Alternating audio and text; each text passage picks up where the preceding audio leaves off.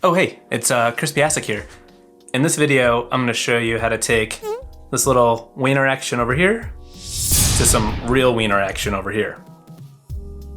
If you're familiar with my channel, you'll know that I'm a big fan of the Adobe Fresco iPad app. One of the reasons I like it so much is for its animation features. Unlike Procreate, each layer in your document can have its own timeline for adding motion to your illustration. This means that you can layer movement without having to change each and every frame in your animation. Because of this, you can start simple and then keep adding more and more movement until you're satisfied with your final result. Everything I'm doing in this video can be done in the free version of Adobe Fresco. The only difference between the free and the premium paid version of Adobe Fresco is in the free version you're limited to about 200 brushes and you have a little bit less Adobe Creative Cloud storage space. Other than that, the free version of Adobe Fresco is a full application that you can do professional work on. And on a side note, there's a lot of misinformation about the pricing of the premium version of Adobe Fresco. This is mainly at the fault of Adobe because they haven't updated a lot of their information on their different websites. The premium version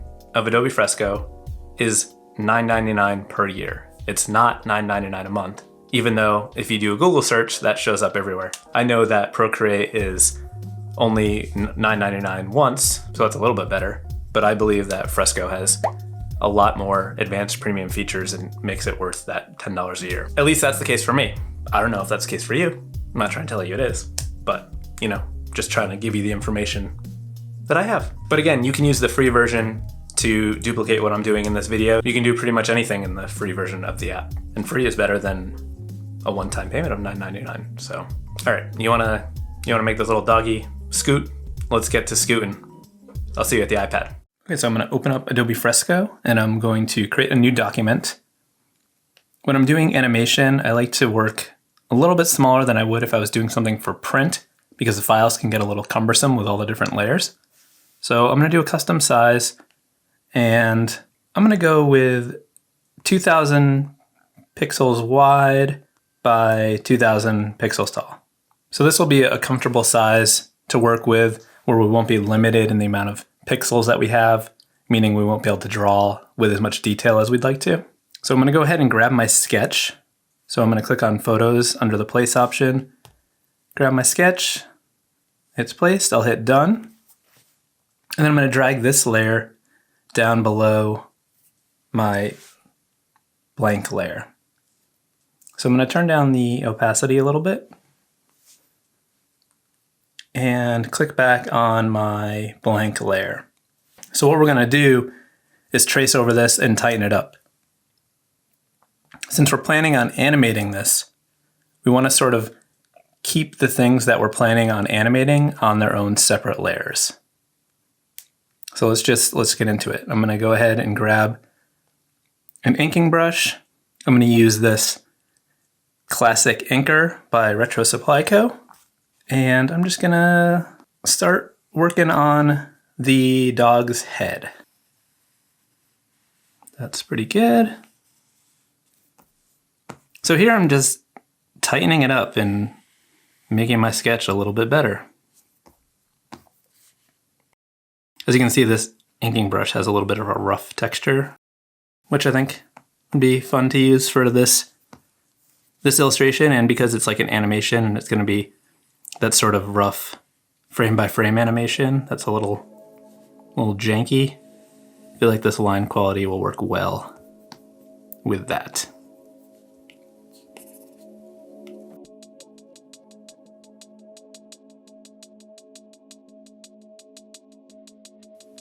And this is just like the rib cage or whatever, the front half of the dog. Not that this is based in physics or anything like that. But this back half of this wiener dog is the one that's gonna be sort of moving a little bit as it's going. And this part stays still. So we're gonna keep that on its own. Let's go ahead and do these paws.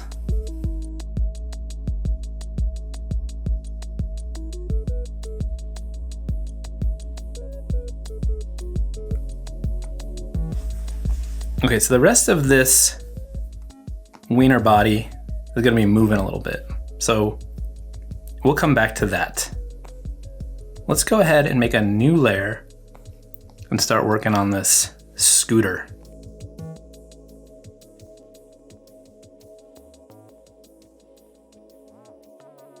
So when you're drawing in Fresco, if you want a straight line, you can just hold and wait, and then you can lock that in like that. So I guess this is the baseboard.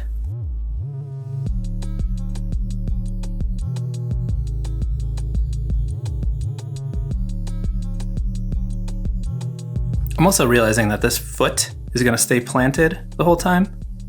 So we can go back to our dog body layer. Dog body sounds sort of like reminds me of that.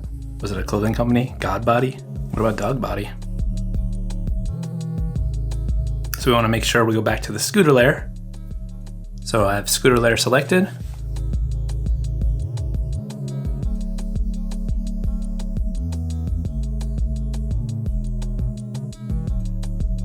When I'm drawing things like this scooter, I tend to look at a whole bunch of reference images and get a little stressed out about doing it. I get stressed out about drawing things that aren't like, I don't know, that aren't faces, I guess. Vehicles especially stress me out. So what I like to do is sort of kind of draw heavily from reference, but then get rid of the reference and then try to draw it again without looking at the reference at all. So it's just sort of based on memory and the really rough sketch that I did. And then I find it gives it its own little bit of character, and it doesn't look like I just sort of copied something real, and still has the same sort of style to match my characters that I'm more comfortable drawing.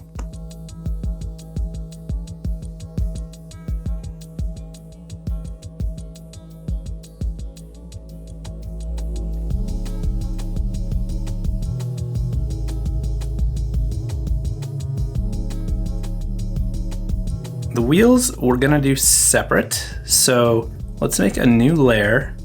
So let's go ahead and bring down the opacity on our scooter layer, and then go back to our wheel layer.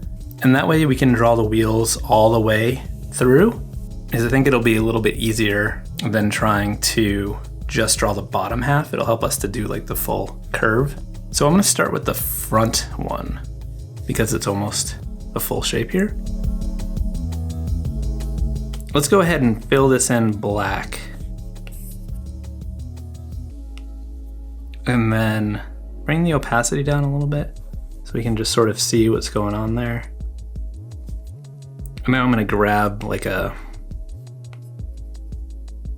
medium gray to draw on these like action lines. These will be important for the animation aspect.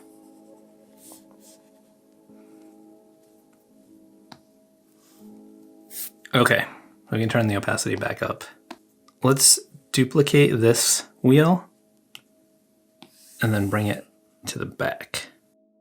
Now we can merge these together, and let's bring down the opacity again, because I want to include the fork, which is the thing that holds the wheel, on top of, I want it to be part of the same group, because it's gonna move up and down with the wheel, because that's how it would work. There's like suspension, and that's what attaches to the wheel. So if the wheel is moving up and down, this is moving with it.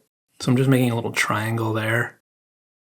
And because it's gonna move a little bit, we wanna provide extra so that it doesn't go down low and then you miss, then there's like a gap.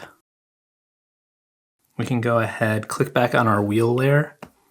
I'm gonna erase the extra tire, then turn that opacity back up, and then merge the fork down to our wheel layer.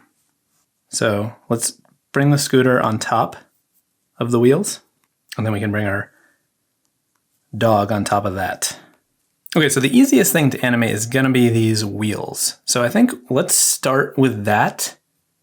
So we get a quick little win, get a little boost of confidence, and then we can tackle the dog, which has got a little bit more moving features to deal with. So the first thing I want to do before we animate the wheels is to go ahead and color in our scooter. That way it's going to hide the wheels and it'll make it look a little more like we want it to. So I'm going to turn off the dog layer. I'm going to turn off the wheels. Instead of turning off the dog completely, what I'm going to do is bring down the opacity so that we can see where the dog overlaps when we're coloring it. So I'm going to make a new layer to color, and then we'll merge it with our line work after we've figured it out. So I already went ahead and selected colors for this so that I wasn't here hemming and hawing. I don't even know what that means, hemming and hawing over different colors, because I do that a lot. So we're going to go with this blue color. So all I want to do is just make sure I'm going up far enough that the hand will cover it. I guess it's more of a paw.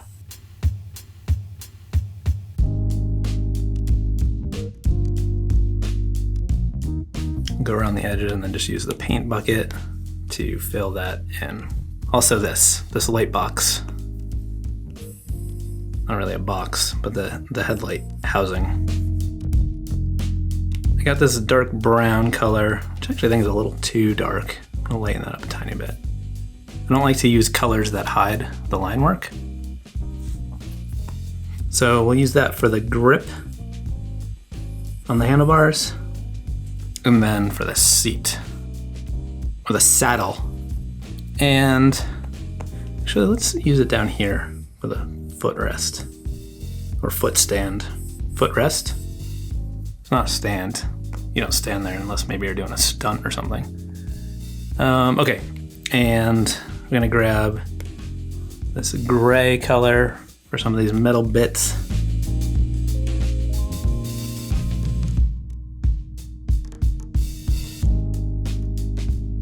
Okay, now we just gotta color in the lights. So use this yellow for the headlight.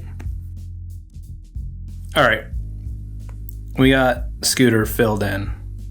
I think that's pretty good.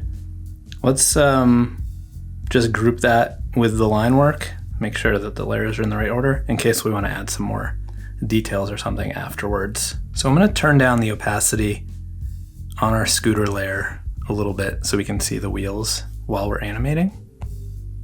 Now that I'm on the wheel layer, I'm going to go ahead and click on the timeline button at the bottom and then hit plus and then turn on our onion skin so that we can see the previous frames. I think actually what we'll do is just turn off the scooter altogether for this. So I think we'll do this in two parts. We'll just make the wheels spin and then we'll move them up a little bit to account for little bumps in the road. So we'll go back to black, and then I'm just gonna trace the wheels without really thinking about trying to be accurate or not accurate.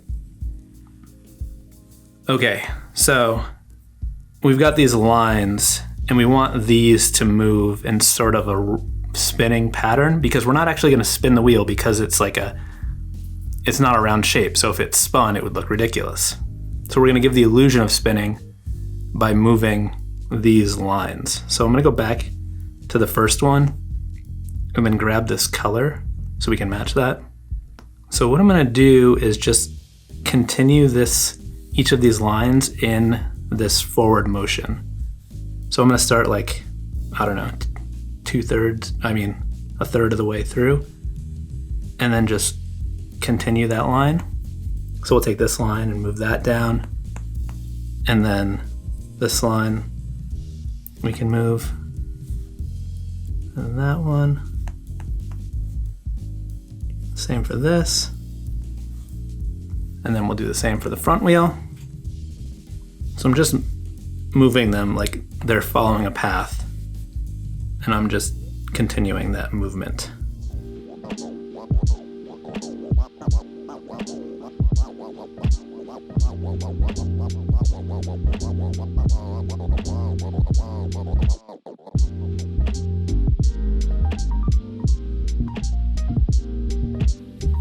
Okay, so I'm gonna go ahead and turn off the onion skins to fill in the black because I'm a little bit worried about the gray disappearing, but it worked fine. So there was no need to be worried there. There are some little spots that we had to fix, but that's no big deal. And then there we go.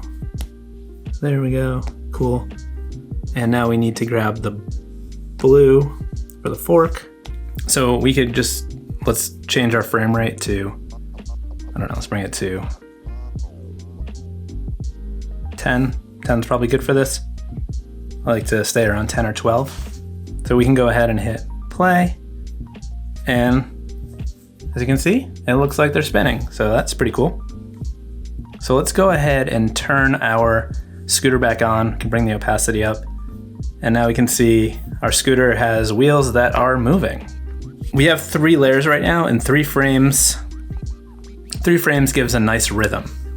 However, if we want it to bounce, I don't want to just start moving these 3 frames because then it might look too chaotic. So what I want to do is duplicate this sequence to give us a little bit more time so that the bouncing isn't all the time, if that makes sense. If it doesn't, you'll see. So I'm going to go to frame 1, duplicate it, then drag it to the end of our sequence to make it 4, and then duplicate 2, drag that to the end of our sequence, make that 5, and then duplicate 3, and drag that to the end of our sequence. So now we have that same loop, but it's going over 6 frames. So now if we want them to move a little bit, we can start at, let's say, 3. So what I'm gonna do here is I'm going to grab the selection tool and just take the rectangle tool and select that whole thing, and then grab our transform tool and then just shift that up a little bit. So now you can see it moves a little bit. So since we did that on 3, I think what we can do is go to 4 and do the same thing to the back wheel.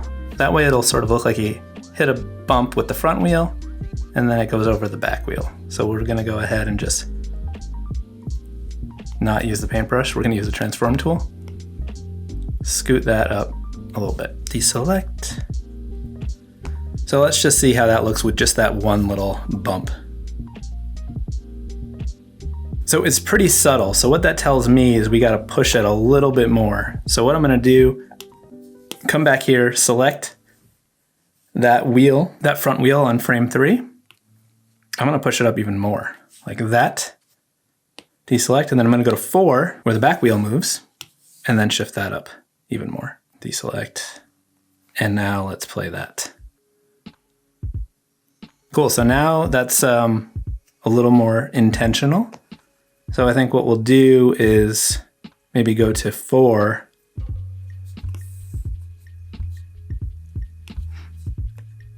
And then just shift that one a little bit. Shift that one up a tiny bit. And then maybe on 6, we can do the opposite where we can move it maybe further. So it's like the frame of the whole scooter is going up. So we'll just do it to both of them on this one. I think that looks pretty good. So I think what we can do to make it look even better is kick up a little bit of dust. So let's go to the first one. I'm gonna select black. I'm gonna bring my smoothing all the way down because the brush I'm using has smoothing turned all the way up. So this will give me more control making quick little movements. So what I'm gonna do is just put some little dots like that. And then I'm gonna move to the next frame. I'm gonna turn my onion skins back on so I can see.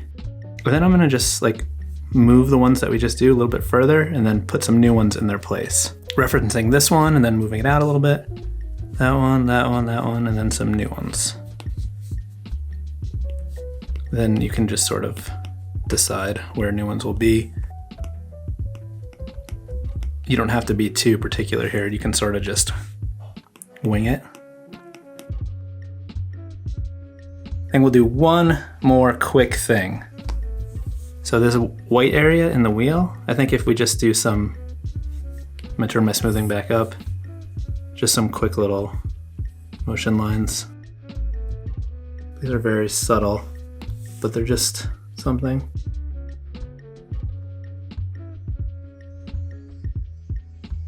Which you won't really see them when it's scooted up like that. As you can see, our settings are showing too many frames. I usually like to have this down to 1, so we just see the previous and the next frames. All right, let's see how that looks. We got some movement happening. We're making floppy ears. We turn our sketch back on. We need a new layer. We're making a new layer for the ears, and we are gonna draw these ears in. We're gonna do just a few frames here to make these ears just sort of flap a little bit. I don't want it to be too crazy, just a little bit of movement. So I'm gonna do a new frame there. So what we'll do is we'll keep this where they connect in the same spot because we don't want that to move. But what we can do is sort of pull this bump out a little bit, and also just the natural movement of the way we're drawing. So let's see how that looks. So I think that's the right amount of wiggle, so I feel pretty good about that. So what we want to do now is color these in. The color that I'm going with for the dog is this brown color. So since this is going to overlap the dog's head and the dog's head is going to be the same color, I'm just going to go ahead and make that overlap.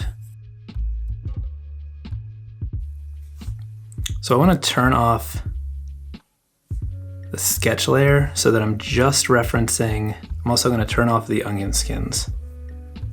This way I can see that I'm just referencing this line because I want to stay close to that line. As you can see, this is super pixelated. So if we were working any smaller than this, it would make this really difficult. So we'll go to the next one. I'll do this one first because that's important. Then these are easy. Those are just closing the space. And then the third one. Okay, so we can play that. Looking pretty good. Let's do the tongue because it's going to be almost the same thing. So new layer, switch back to black, can turn our sketch back on. So now let's draw this tongue. So I think what we'll do here to save a little bit of time is finish the bottom part of the tongue like that. Instead of making a new frame, I'll just duplicate it and then erase this part of it. That way it's closed in the same spot and it'll be consistent. So I'm gonna duplicate that one more time since we're gonna have 3 frame sequence here. Now I can turn onion skins back on. So let's maybe lift the tongue up a little bit. Let's see if that's too dramatic. Actually, no, I think that's okay. Though I don't love how close it gets over there. We got a little tangent happening. Let's change this. I don't want things to almost touch like that. It causes a weird focal point that we don't want. So maybe we'll do that. That's kind of ridiculous, but I'm okay with it. So we'll go ahead and grab the red that we used for the taillight, fill that in, hit play. I don't know if you've ever seen a dog with his head out the window, but there's some drool action happening. So let's add some of that. So what I'm gonna do is just have a little bit of drool starting to appear. And then on the second one, we're just gonna move that drool right along. And then keep it going. Maybe it's getting a little fuller at the end so we could fill it in white. What I also wanna do is have drool like coming again so that it kind of keeps the sequence moving. So we can continue that one and then this one as well. We can have it start to come off of the tongue, which is a little hard to see. So what I'm gonna do is just to help us see what's going on, I'm just gonna fill this in gray, just as a temporary solution so that we can see this spit, some saliva coming off the tongue. We can have it just sort of coming off in like a string of drool. It's disgusting. With this one, the problem is this is the end of the sequence and we start with one here. So we want to get rid of this so it doesn't look like it disappears. Let's just have it sort of disperse. We'll see if that holds up in the court of law. There we go. Yeah, that little burst just sort of, maybe the wind just took it and it went flying. So we are good to go with the tongue. Now we can get rid of that temporary layer. We don't need that. All right, are you ready to work on this body? I think we can do it. So I'm gonna turn our sketch layer back on, go back to our line drawing for our dog body. To keep things easier in terms of coloring is keep it all on this layer. We don't wanna redraw this part of the dog every single time. So what we'll do is duplicate that starting point in our frames down here. So I'm gonna duplicate that. And let's just start with the second one so that we have the first one to duplicate as needed. So I'm gonna go back to black. And we also want this leg to sort of wiggle a little bit back. So we'll get to that in the next frame. And this tail is gonna be moving a little bit too, but it'll all be part of the same sequence. So I'm just gonna draw that in. Okay, so we can turn off our sketch layer now and go back to this one. So I'm gonna go back to that first keyframe and duplicate that. So now we have that as a starting point for our second frame. I'm also gonna turn the opacity down a little bit because it's kind of hard to see the difference between the two layers. So all we really want to do is just have the body kind of move back a little bit. I don't want it to be too jarring. So what I'm going to do is just continue it a little bit further like that. And then we just want the bottom part to follow that same distance. And then maybe the leg will start to go back a little bit with the body. So we're just drawing that same foot, but just shifted back a little bit like that. And then because the body went back that far, we want to make the tail that much longer. So if you swipe through, you see it just sort of moves back a little bit. All right, so let's go back to the first frame, duplicate that, bring that to the end. So for this sequence, I think we're gonna do more than 3 frames because I want this leg to have a little bit more movement to make it a little more natural. So we're gonna continue this trajectory backwards a little bit, and this leg is staying the same because it's what's sort of holding it in place. I think that movement with the leg is a little too jarring. So what I want to do is I'm going to go ahead and add in a couple more frames, but we need to make 6 frames so that it doesn't mess up our other loops. So I'm going to go ahead and duplicate our first frame. And I'm going to go ahead and erase, basically bringing it back to the one that I just got rid of a minute ago. So if we didn't delete that, we wouldn't need to do this step. So what I'm gonna do here is I'm gonna duplicate this frame. I'm gonna put another one between 4 and 5. And then put another one at the end. So this will give us 6 frames. So what I'm gonna do on these in-between ones is just make an in-between these 2 sections to make the movement a little more smooth.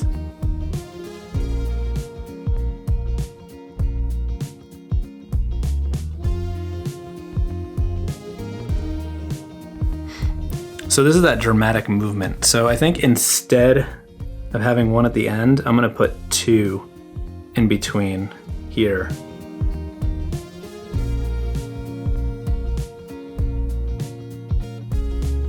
So we got that. So I'm gonna duplicate that frame, and then I'm gonna drag that after 6. So now when I'm on 5, I can see the full extension and also where it's gonna be on the first frame. So this is a big jump, and that's why it looks like it's happening too fast. So what I'm gonna do here is slowly pull this foot position.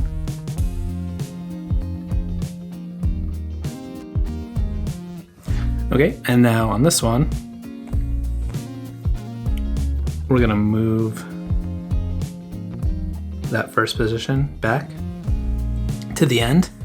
And now we just wanna do a halfway point between these two.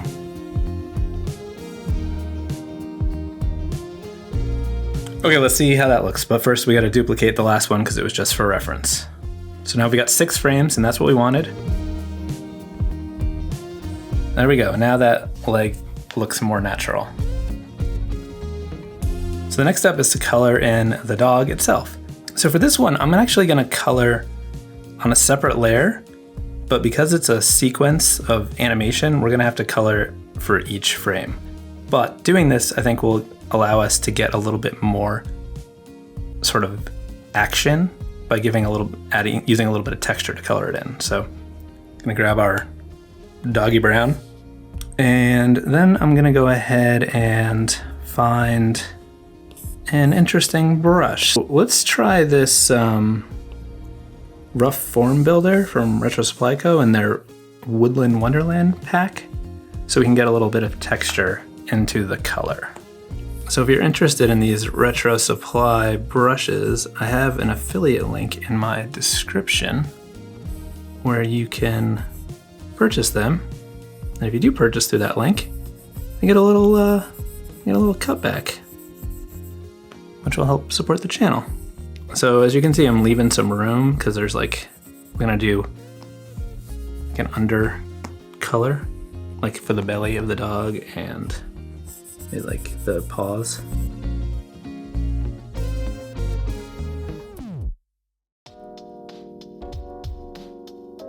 Okay, and also the nose. So we're gonna use this dark brown color for the nose. I have to do this for each of our line work frames, so it's gonna be a little tedious. You can skip this part.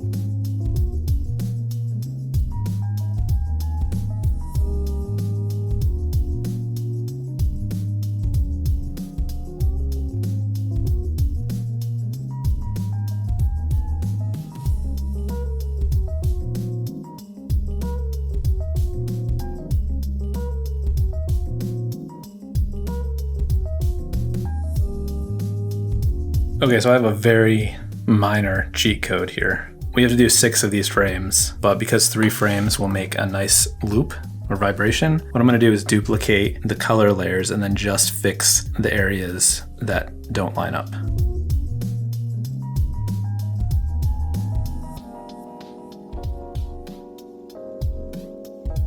Looks like I forgot to color in the nose. So now we just gotta do a couple little fine details, which will put us over the top and make this a finished piece. You may have noticed that we are missing the eyes. I think that's because I wanna make them blink. So let's go ahead and make a new layer. Grab the black. Let's go back to our classic anchor that we were using. Let's just put some regular old pupils, and let's just duplicate these a few times. We're gonna draw them individually to give just a little bit of life to it. So let's make a new frame to start the blink sequence.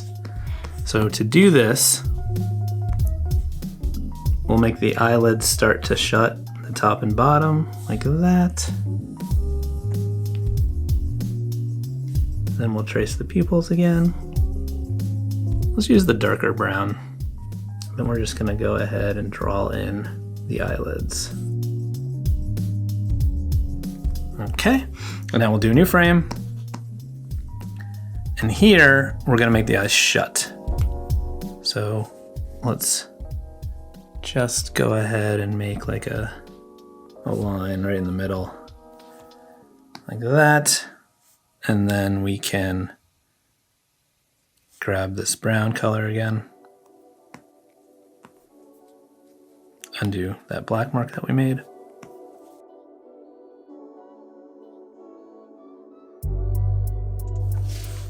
Okay, so when you do a blink, you want it to hold for more than one frame. So let's duplicate that. We'll do 2. We'll see if 2 is enough. And I usually like to do the half eyes on the start. I usually like to do the half shut for the start of a blink, but then leave it out when the eyes open up again. So let's see how this looks.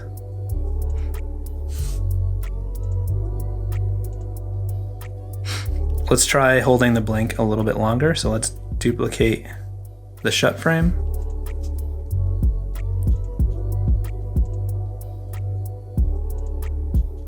I think that's pretty good. Let's actually try with the half frame again, see if that smooths things out. Actually, I think that looks better, but it's still blinking too much. So what I want to do here is add some more frames to this sequence.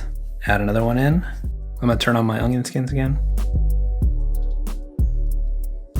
I'm just trying to get to a number that is divisible by 3. So 3 times 5 is 15. So 15 is good.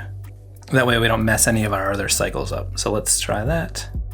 Cool, I think that looks pretty neat. We have made a little animated character. So listen, I may have gone overboard. I may have made that be a little more complicated than it needed to be. But I hoped it showed you how easy it can be to add motion to your illustrations. You don't have to have a million different things like I did in my demonstration. I just get a little carried away and tend to go overboard. One quick thing before you go, everything that we did in this video was just using frame-by-frame animations.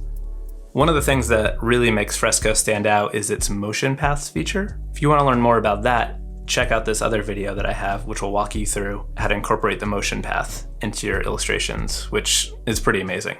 I'm gonna be honest. You're gonna want to watch that. Okay, good talk.